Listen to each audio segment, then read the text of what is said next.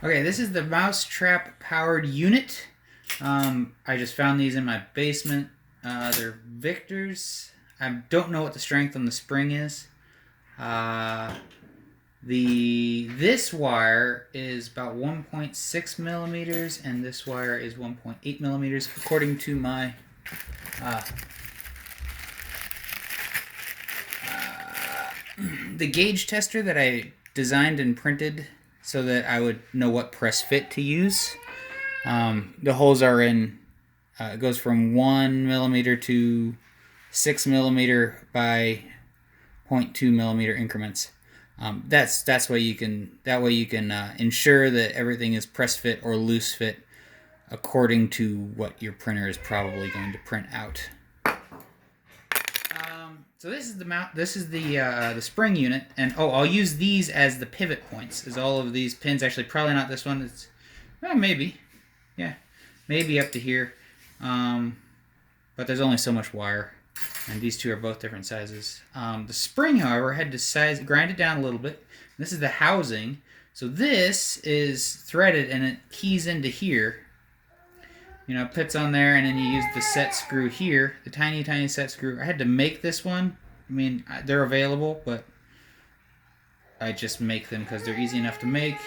And then that's anchored while this rotates and acts as the pulley. You can see the fishing line on there. That's a braided 50-pound fishing line. Don't use monofilament. It's a pain in the butt. And there's the hole for tying on. And yeah, I just put a key in there. And so I had to grind the legs of this thing shorter. Not really a big deal. But yeah, I had to make them a little bit shorter. There you can see. But so the spring in its current state is 180 degrees different. But when the trap is armed, it works out that it's at approximately 360 degrees. Okay, now how do I let go of this without hurting myself? Carefully. Okay, there we go. All right. So I'm gonna put it together. Show that any one-armed person should be able to do this. Drop that in there. I think this one's a little shorter. It goes in a little bit easier. Yeah, and there's a key in there for it to key into. There's a little bit of warping and lifting on the print. I don't know if you can see it. Focus. There we go. Focus. Oh, come on. Come on, focus. Right here. Okay, moving on. So, yeah, you just put the pieces together so that they key up. Like so. This is a bushing. I don't know. I like bushings that keep things from wearing on each other, and it's 1 millimeter.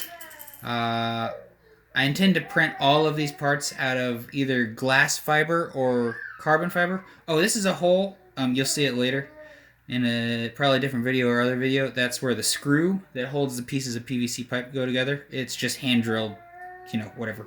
I just threw it in there to make it work. I just drilled it through the PVC. Actually, where's it at? Through the PVC, and yeah, and it just screws together. And I put sighting marks. Let's see, yeah, there's the other one, so I could make sure it was all sighted up. See, ta-da! Okay. So, this is the 3 millimeter rod that I've been using. Yeah, maybe using mousetrap rod from now on. We'll see. And it goes. How did I decide this needed to happen?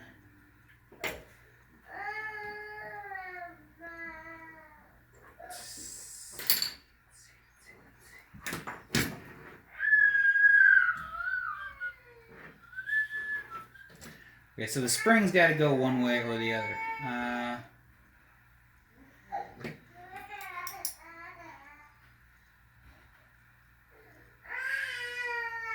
Okay, yeah, I had it the right way first time.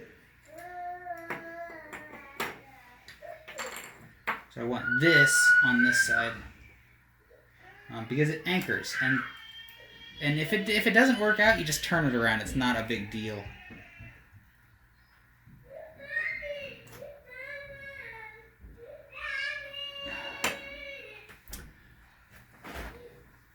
Excuse me.